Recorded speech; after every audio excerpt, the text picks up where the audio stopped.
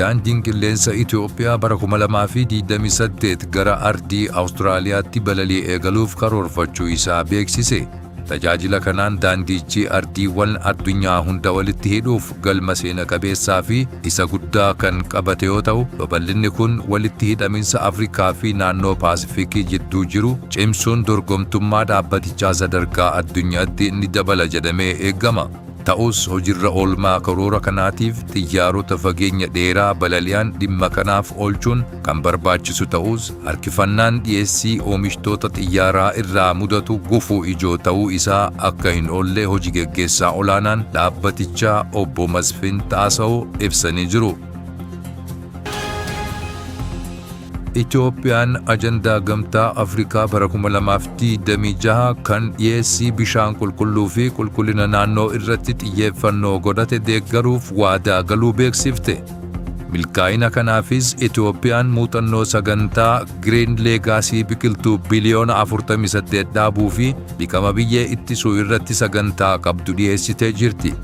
Ajandaan kun rakkoo namoota miliyoona 400 olii bishaan qulqulluu hin arganneef furmaata fiduu, dhimma wabii nyaataa fi jijjiirama qilleensaa waliin qindeessuun hawaasni siiviksii hojiirra oolmaa isaa keessatti gahee hordoffii akka taphatan kan eegamu yoo ta'u, kunis kaayyoo ajandaa 2063 ardichatti milkeessuuf tarkaanfii murteessoo ta'uu himamee jira.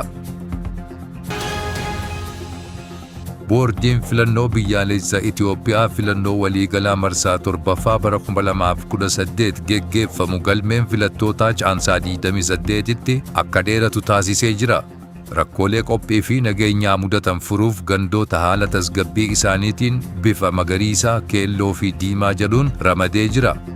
Kana malees boordichi hirmaannaa paartiilee siyaasaa fi hawaasa siviiliitiin garee madaallii nageenyaa fi adeemsa filannoo hordofu hundeessuun buufataaleen filannoo haala qabatamaa naannoo irratti hundaa'anii akka banaman qindoominaan hojjechaa jiraachuu beeksise.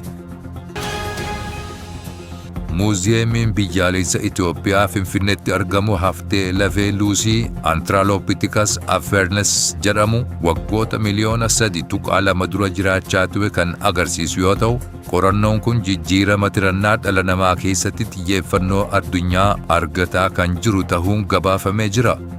Argannoon kun warra seenaa fi saayinsii jaallatu maraaf carraa adda ta'e kan uumu yoo ta'u, muuziyeemichi gabbina hambaalee Itoophiyaa agarsiisuun giddugala hawwata turizimii fi qorannoo hangafaa ta'ee tajaajilaa jira.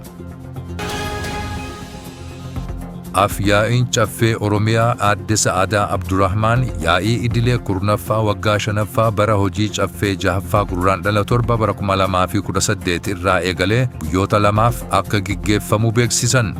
Yaa'ii kanaan gabaasni raawwii hojii mootummaa ji'oota 6 dabranii wixinee labsii fi muudamni abbootii seeraa dhimmoota xiyyeeffannoo argatanii fi sirna dimokiraasii naannichaa cimsuuf murteessoo ta'an ta'uu hubatamee jira.